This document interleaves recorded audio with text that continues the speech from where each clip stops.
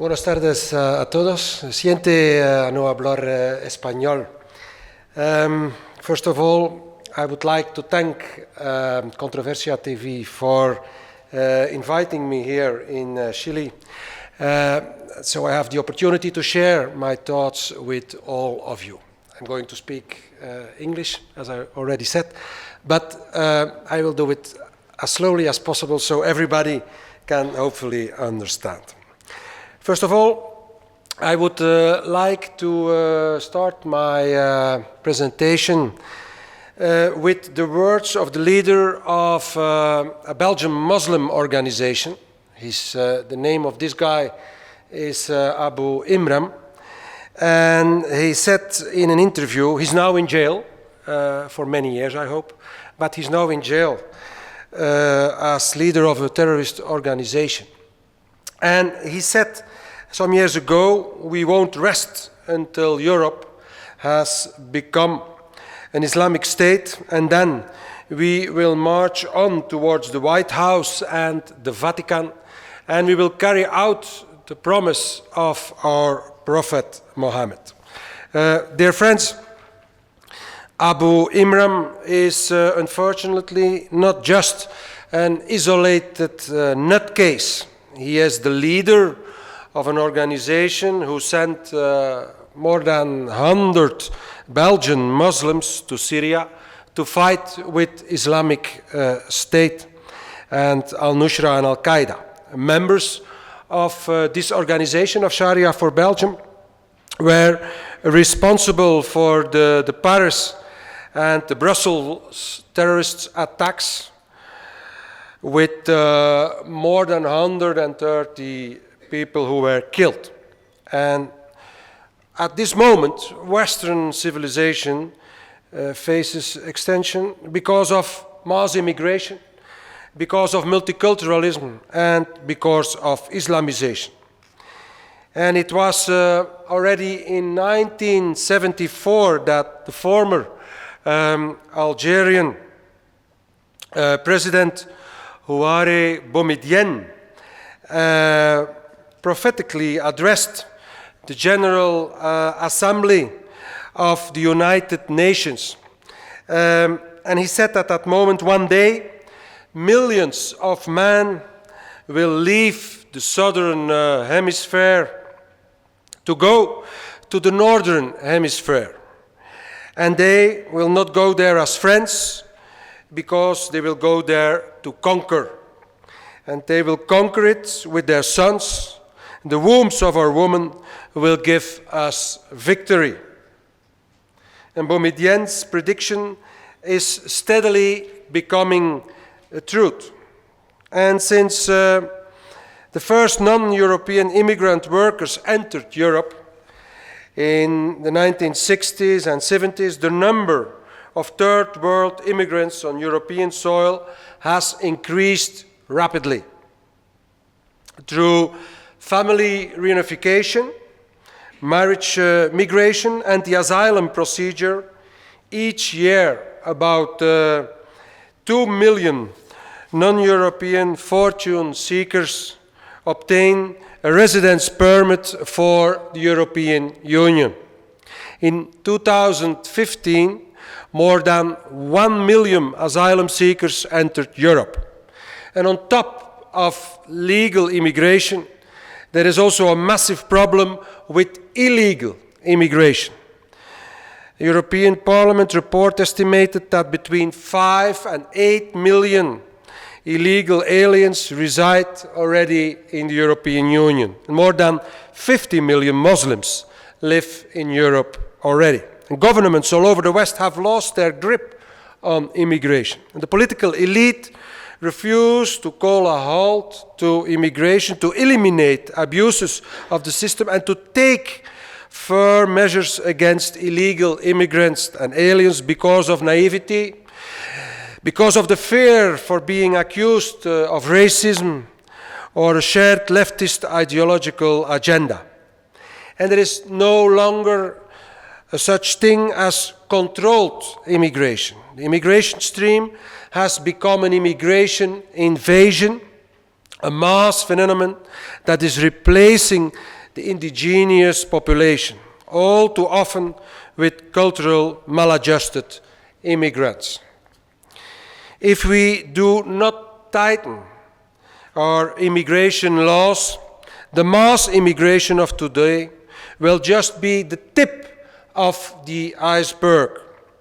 Right now, Europe is confronted by a wave of 2 million immigrants every year. And within a few decades, this could turn into an uncontrollable tsunami of tens of thousands and millions of fortune seekers every year who are willing to do whatever it takes to set foot on the European Eldorado. And the next generations of Europeans, our children and grandchildren, will have to fight for the survival of our Western culture. And these existential problems are not new in Europe.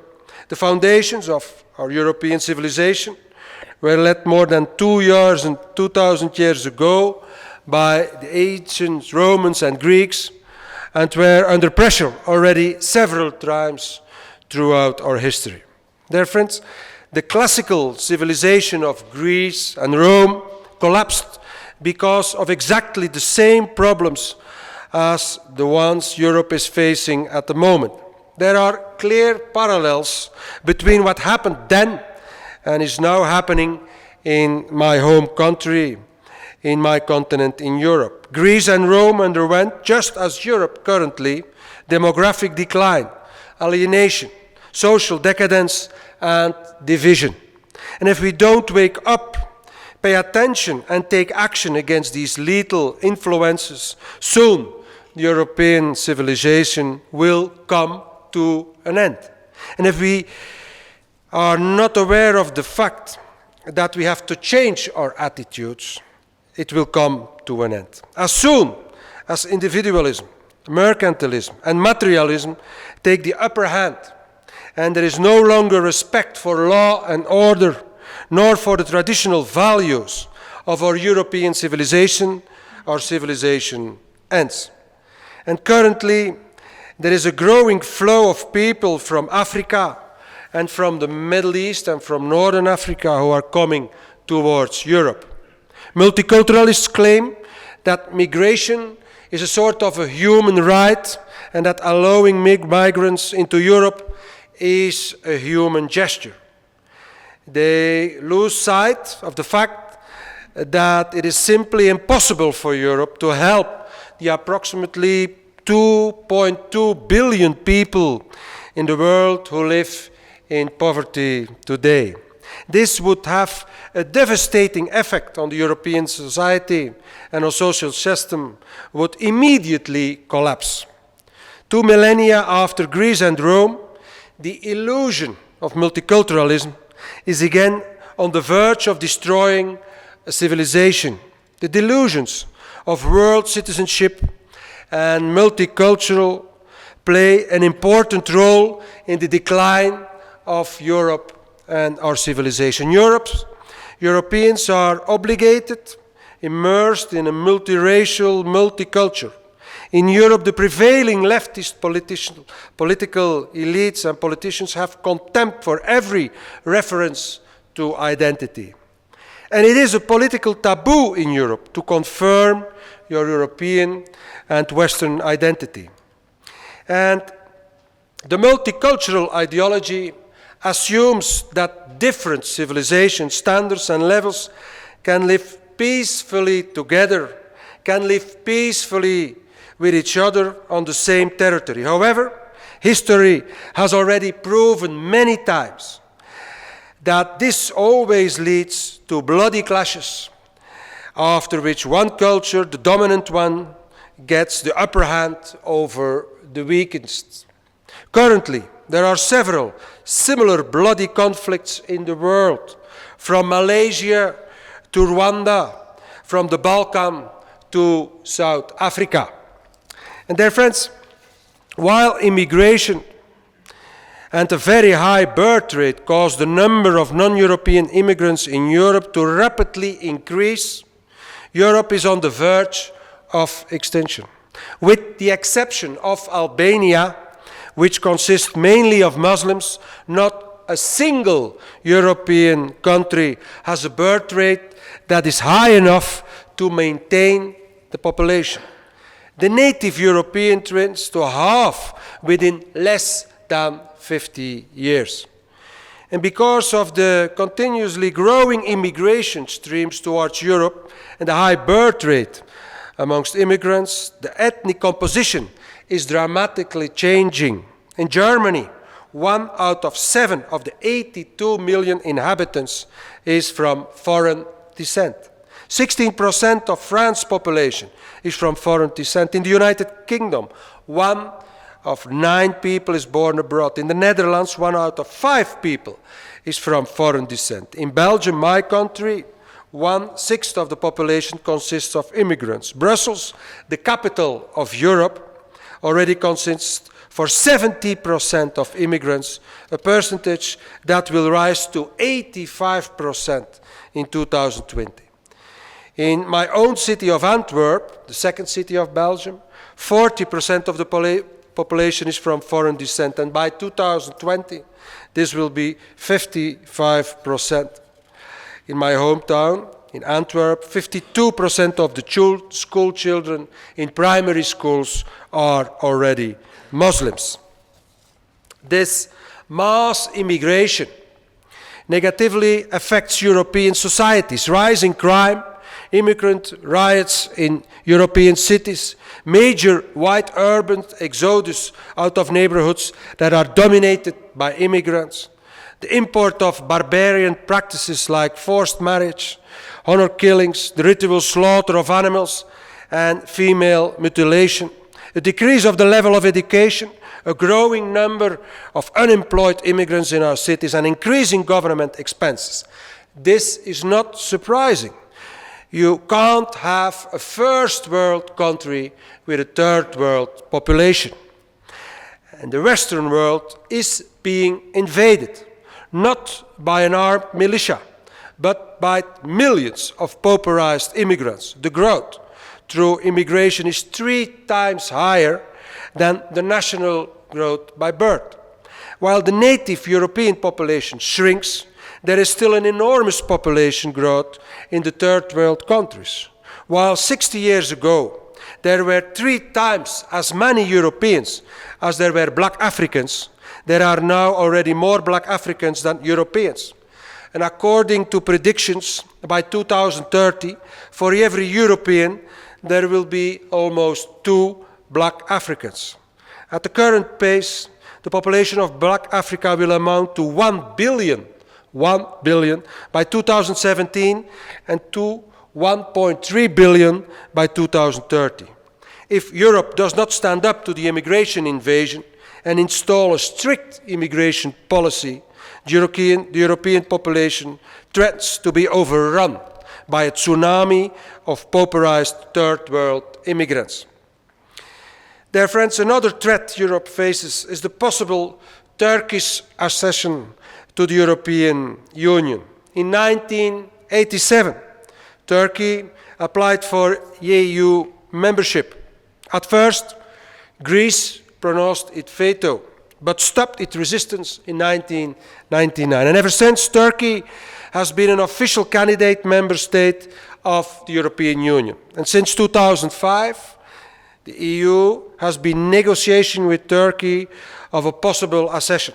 Granting Turkey the membership to the European Union would be a fatal mistake.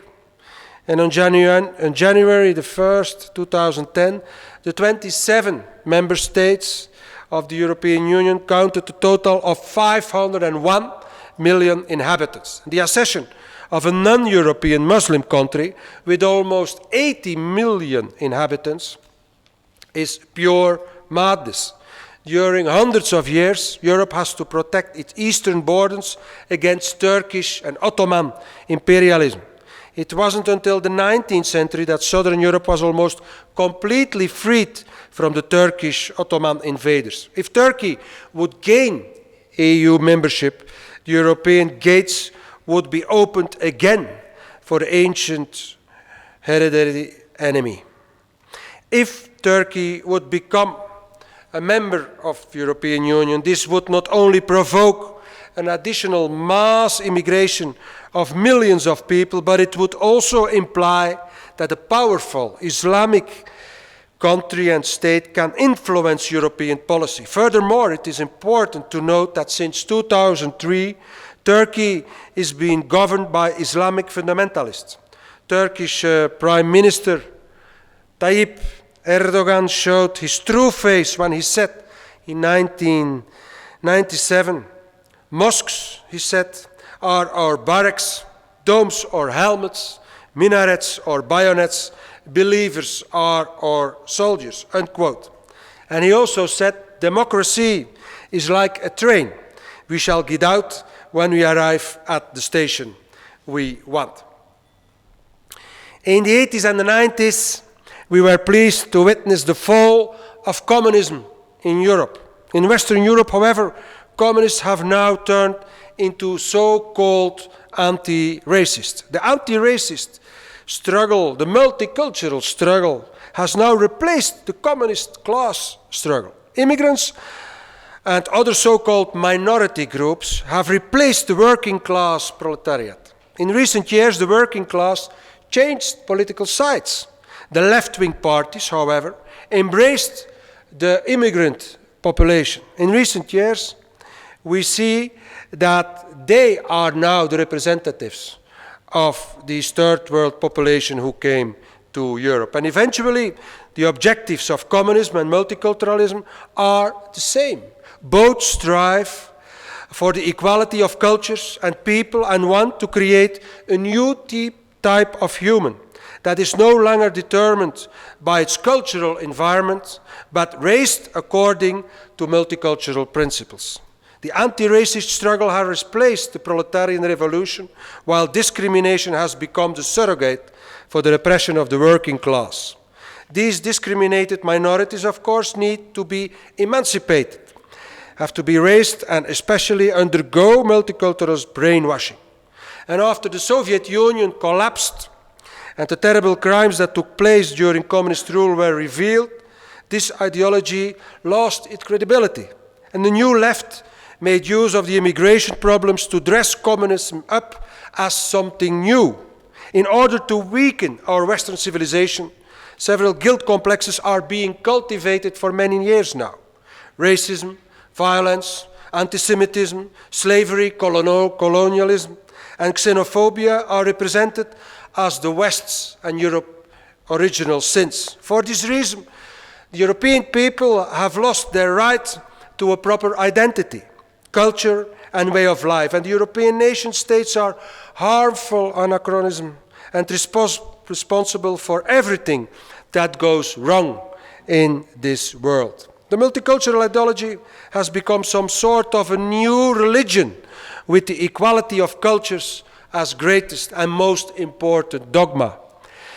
The cure for this European disease is obvious. Open the gates of Europe for the pauperized masses from the third world countries. Mass immigration as a sort of Wiedergutmachung, as they say in Germany, for colonization. Our society needs to be reprogrammed according to multicultural prescriptions. Institutional racism needs to be tracked down and eliminated, and the entire population has to be re-educated to make them more politically correct. Meanwhile, multiculturalism and mass immigration has become a sort of a Trojan horse of Islamization.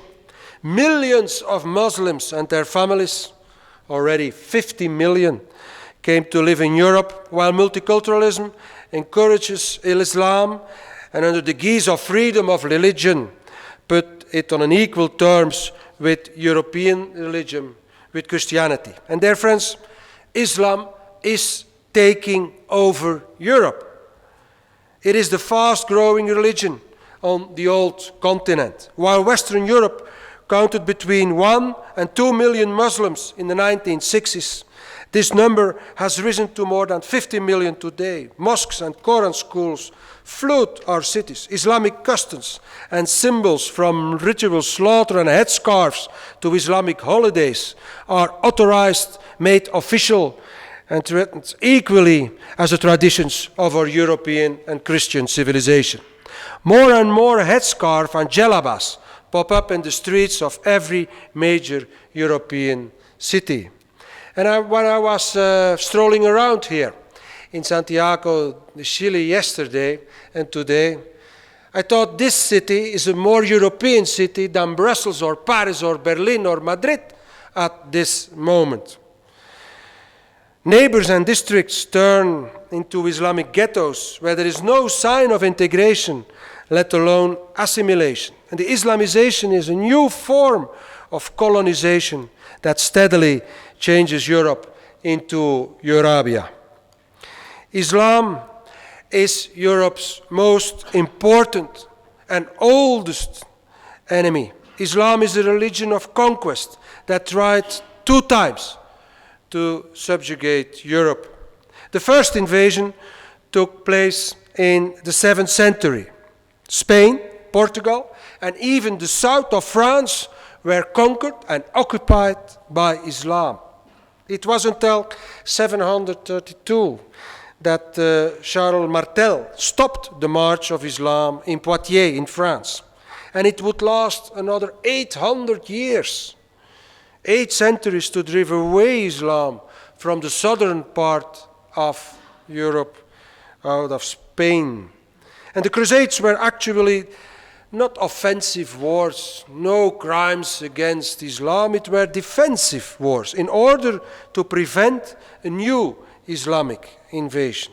Be aware of the fact that majority of Northern Africa at that time belonged to the old Roman Empire, and that cities like Constantinople, now Istanbul, were Christian cities where the Pope resided at that time.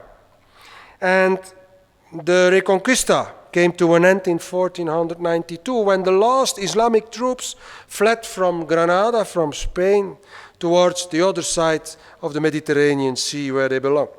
And in the 15th century, when the Ottoman Turks attacked Europe from the east this time, our continent was besieged a second time. This second invasion was stopped at the gates of Vienna in 1683. And today, Europe is under attack again. The third Islamic invasion is taking place as we speak, with terrorist attacks in Madrid, in London, in Paris, in Brussels, in Berlin. And this third Islamic invasion isn't about real warfare. Of course, there is a terrorist threat. However, more disturbing is the ticking demographic time bomb. For more than 40 years, millions of Muslims peacefully overrunning Europe. And through mass immigration, conversion, propaganda, and most important, family reunification, Islam is marching on in Europe. The world's Muslim population is expected to increase by 35% in the next 20 years, rising from 1.6 billion in 2010 to 2.2 billion in 2030. It is estimated that about 18 million Muslims live legally in Western Europe and 50 million in the whole of Europe. And with taking the number of illegal aliens into account, Western Europe, let's say the European Union, counts more than 20 million to 25 million Muslims already. In Eastern Europe, a similar revolution is taking place in the whole of Europe, Russia included. There are officially more than 50 million Muslims, as I said already. And projections show that the Muslim share of the European population is expected to grow by nearly 1/3 over the next 20 years, from 50 million now to 73 million, 75 million in 2030. Worldwide Islam will be the first religion within a few decades. At this moment, 24% of the world populations are Muslims and 31% are Christians. In 2060, 32% will be Muslims and only 31% will be Christians. And, as I said already, Islam will be the first religion in the world. Dear friends, be aware of the fact that Islam behaves like a predator. It only attacks weak prey, and Europe is weak. Europe is weak because it is on the verge of extinction, losing its identity and culture and becoming an economical giant on clay feet. Europe is not only committing demographic suicide, but is terrified to defend the norms and values of European civilization, of Christianity. Just like AIDS affects the psychical resistance of human beings, multiculturalism affects the identity and demographic resistance of a people and a civilization. Islam takes advantage of our weakness and behaves like a cuckoo that lays its egg in the warm European nest. And we Europeans are unsuspectingly hatching this cuckoo egg and will eventually be cast out of our own nest. And because of multiculturalism, Europe stays blind for the threatening danger of multiculturalism and Muslim fundamentalism. Since the 80s, several extremist groups have infiltrated Europe. Government and security agencies never interfered. And this way, European nations allowed a fifth Islamic column to come into existence on European soil. These extremist organizations not only plan terrorist attacks on European soil, but also spread fundamentalist ideas among the growing Muslim communities in Europe. And it's not surprising that the attacks in New York, the attacks in Madrid, in London, Paris, Brussels, Berlin, Stockholm, and in my own capital, Brussels, as well as many failed terrorist attacks. For every succeeded terrorist attacks, there are at least 4 who failed, were the work of Muslims of the second generation who lived already in Europe, who were French, Belgian, and English inhabitants, who had Belgian, French, and English passports, who lived in Europe for 1 or 2 or 3 generations. Dear friends, Europe is at war.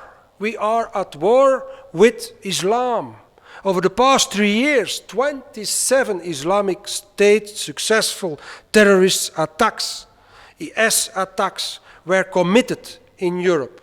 More than 100 were prevailed. 451 people were killed, and more than 1,500 were wounded during these terrorist attacks in Europe. And most Muslim extremists, however, do not commit terrorist attacks, but conduct their jihad through conversion, through infiltration, through agitation, intimidation, and undermining Western civilization.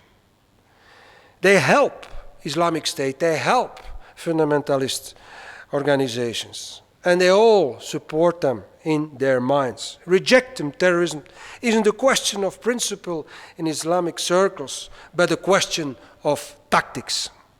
And meanwhile, the Muslim enclaves in Europe cities are getting bigger and bigger and bigger.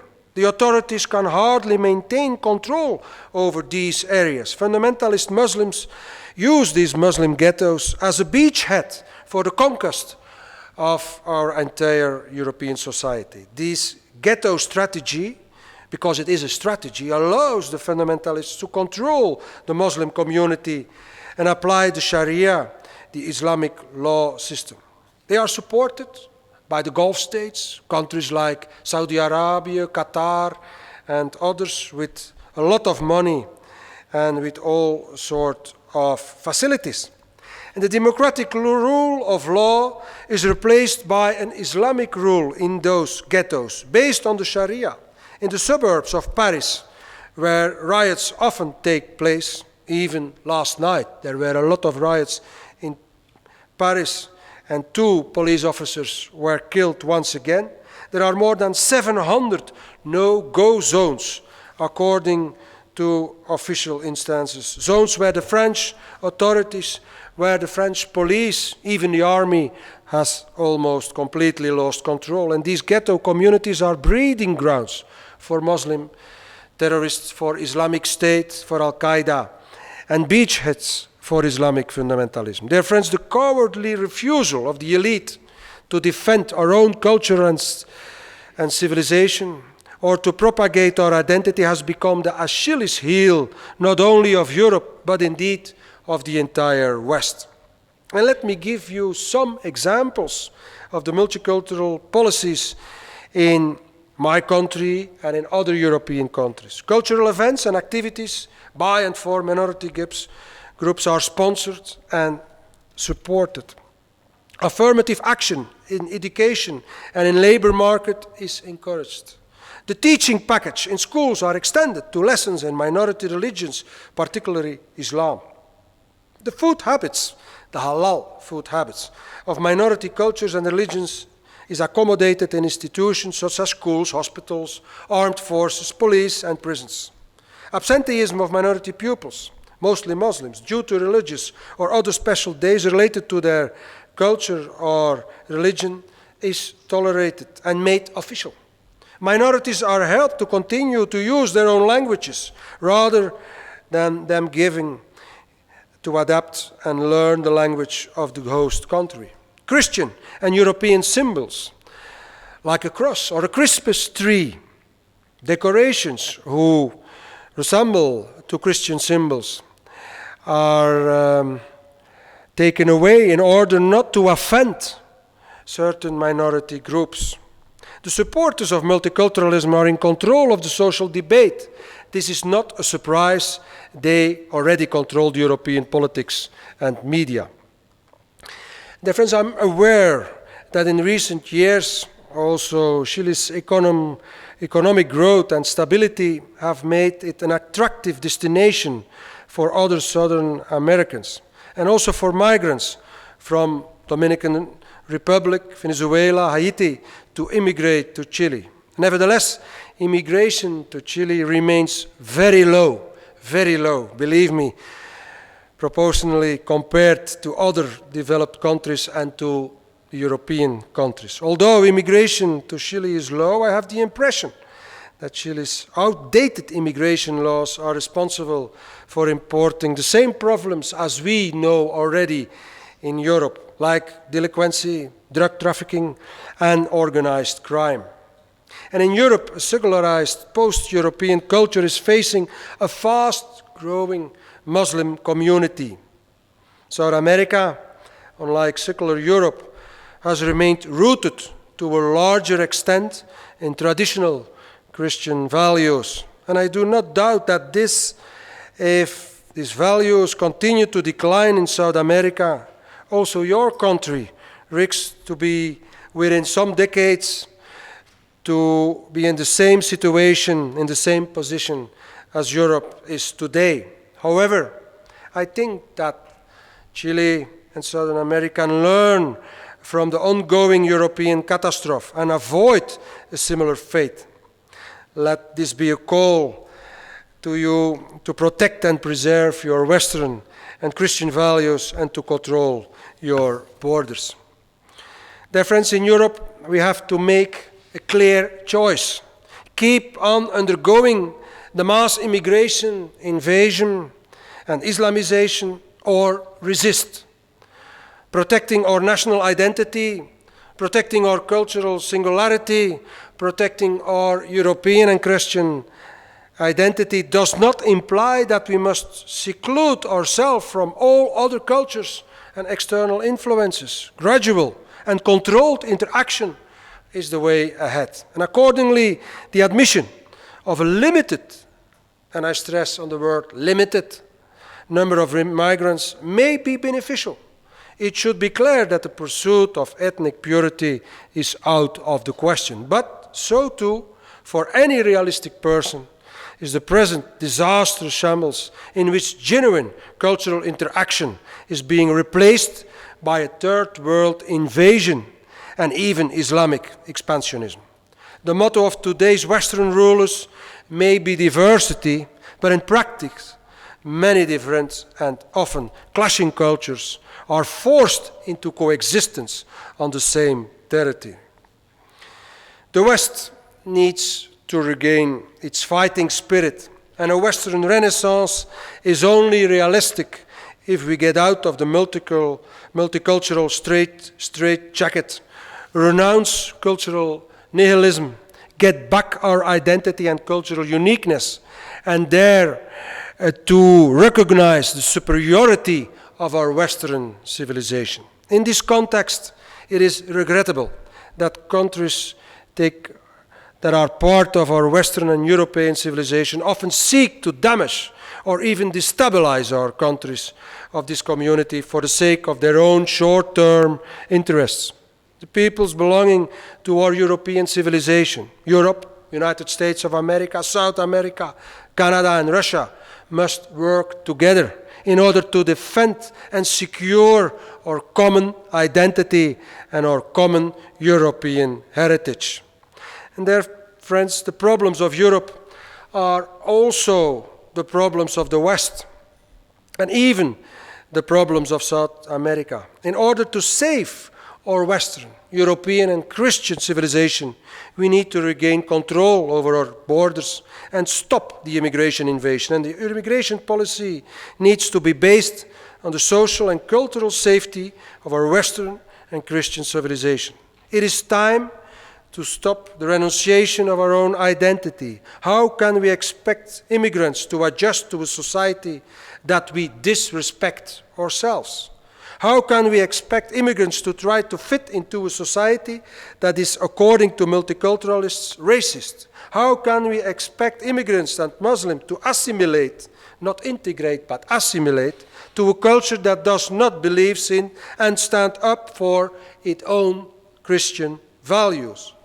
Therefore, what we need, and what we first need, is a strict immigration policy. People who want to start new lives in our countries, in Europe, but also over here, must first show that they bring skills and attitudes that will make a positive contribution to our society.